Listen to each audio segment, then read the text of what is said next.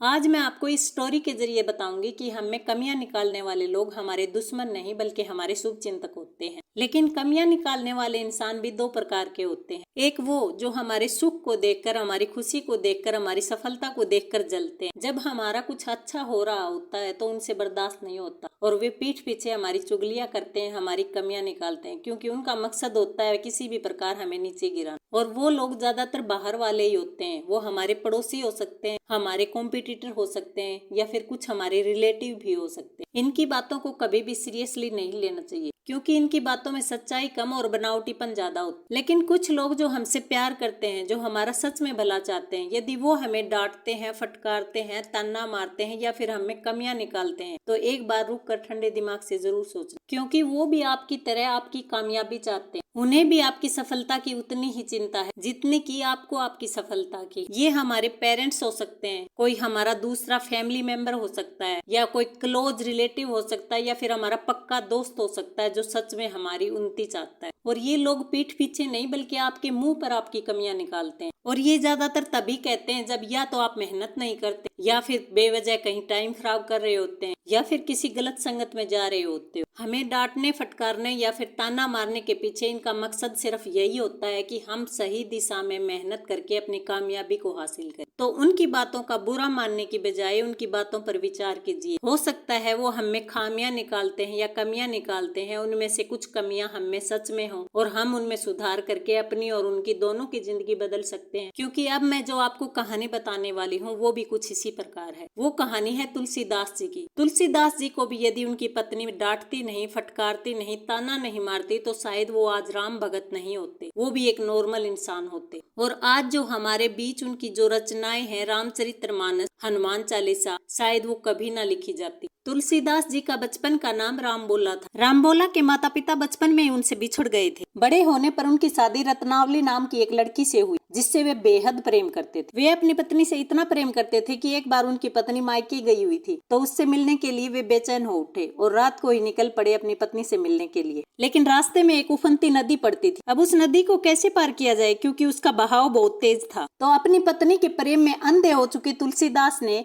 एक तैरती हुई लाश का सहारा लिया उस नदी को पार करने के लिए, और अंधेरे में पड़ता उठता जंगलों से गुजरता पहुंच गया अपनी पत्नी के घर। लेकिन घर का मुख्य द्वार तो बंद था, और खुलवाता तो पत्नी के घर वालों को पता चल जाता। इसलिए छत पर एक रस्सी लटक रही थी और उसी को पकड़कर तुलसीदास ऊपर चढ़ गए, और छत पर उसकी पत्नी गहरी नींद में सोई हुई थी। पत्नी उनको इतनी रात को वहां देखकर चौंक गई और बोली, तुम यहाँ आए कैसे और नदी कैसे पार की? तो रामबोला ने नदी की लाश से लेकर उसके घर तक की सारी कहानी बताई, और ज्यों-ज्यों वह बताता गया उसकी पत्नी का क्रोध बढ़ता गया, और फिर गुस्से के साथ बोली कि तुम ऊपर कैसे चढ़े? तो तुलसीदास थोड़े डरते हुए इशारा करके बोले कि उस रस्सी के सहारे। तो पत्नी उस रस्सी की तरफ देखकर दंग रह गई, क्योंकि वो रस्सी नहीं, एक मोटा काला लंबा सांप था। तो पत्नी उन पर भड़क गई और बोली, तुम मेरे प्रेम में इतने अंधे हो चुके हो कि तुम्हें यह भी होश नहीं कि ये रस्सी नहीं, एक काला बड़ा सांप है, और तुम सिर्फ मुझसे मिलने के लिए इतने कष्ट सहकर यहाँ तक आए हो कि तुम्हें मौत का भी भय नहीं लगा। अरे ऐसा क्या है मुझ में, एक हाड़ मांस का लोथड़ा ही तुम, मुझसे इतना प्रेम क्यों? जितना प्रेम मुझसे करते हो, यदि उतना ही प्रेम श्री राम से किया होता तो भवसागर पार हो गए होते। और पत्नी के इन्हीं शब्दों ने रामबोला की आत्मा को झकझोर कर रख दिया। वे उन्हीं पांव वापिस लौट आए और उन्होंने शुरू कर दी राम भक्ति। बाद में उन्होंने तुलसीदास के रूप में रामचरितमानस और हनुमान चालीसा की रचना की, और ये सब नतीजा था उनकी एक सकारात्मक सोच का। वे अपनी पत्नी की बातों को उल्टा भी ले सकते थे, नकारात्मक भी ले सकते थे, क्योंकि जिस पत्नी के लिए उन्होंने इतने कष्ट सहे थे, उसी पत्नी ने क्रोध में भरकर उन्हें फटकार दिया। लेकिन उन्होंने अपनी पत्नी के कड़वे शब्दों को सकारात्मक रूप में लिया, और अपना ही नहीं बल्कि दुनिया का नजरिया बदल कर रख दिया।